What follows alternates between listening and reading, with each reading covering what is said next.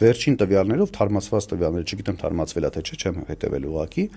վերջին տվյալներով Հայաստանում մարտադրվող թռչնամիսը նույնիսկ Հայաստանի ներքին պահանջարկի կեսը չէր բավարարում։ Այն ժամանակ 1/3-ն էր բավարարում։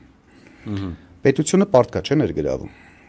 Օրինակ բիզնեսը հակված է կարճաժամկետ ներդրումների ու կարճաժամկետ հատուցումների։ Սա պարզ բան է, սա բոլորի համար է։ Ձգտում է, պարզ է։